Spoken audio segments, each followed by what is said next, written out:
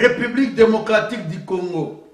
Dynamique pour une sortie de crise du SOC en sigle. Déclaration politique en rapport avec la visite du couple royal belge en République démocratique du Congo. Jour J-, 468 jours conformément à l'article 73 de la Constitution. Pas de glissement, même d'une seconde. L'opinion se souviendra qu'en son temps, la dynamique pour une sortie de crise s'était opposée à la visite du couple royal belge dans notre pays.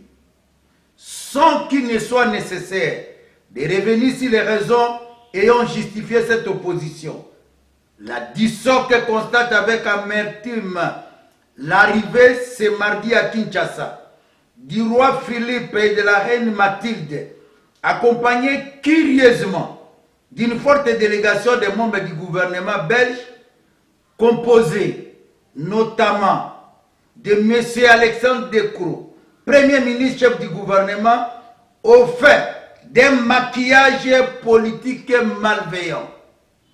Pour la DISOC, la venue de Sa Majesté le roi de Belgique en République démocratique du Congo est une simple visite familiale auprès du couple présidentiel congolais. Elle ne rapporte rien à notre pays, de sorte qu'elle constitue un non-événement pour le peuple congolais meurtri et clochardisé. Cette visite familiale du couple royal belge est tout simplement un réconfort invraisemblable à un pouvoir agonissant, décrié et vomi par l'ensemble du peuple congolais. C'est une occasion pour l'ancienne puissance coloniale belge de nous plonger à souhait dans une distraction éhontée et une provocation dangereuse et inacceptable pendant que notre pays est agressé par le Rwanda et qu'une majorité parlementaire putative de l'Union dite sacrée de la nation s'apprête à voter une loi électorale non consensuelle, cristallisant ainsi la planification de la fraude électorale en 2023.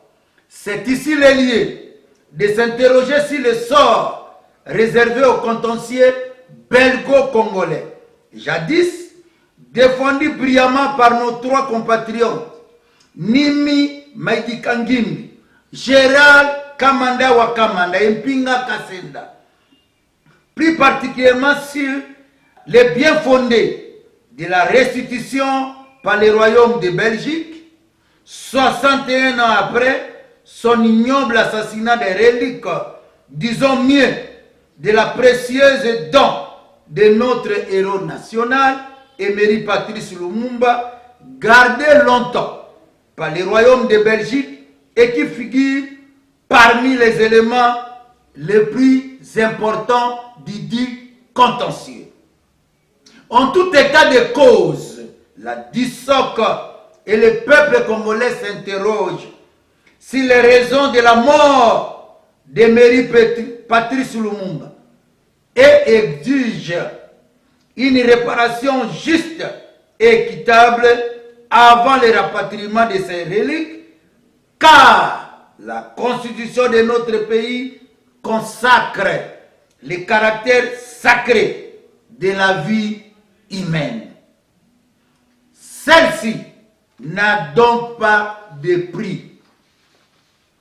De ce qui précède, la DISOC condamne avec force l'accueil du couple royal belge au travers des méthodes rétrogrades et de notre âge, notamment par les parlementaires congolais à partir de l'aéroport international de Njili, rangés en colonne et réduits au rang des vassaux néocoloniaux, abandonnant leur travail législatif en cours.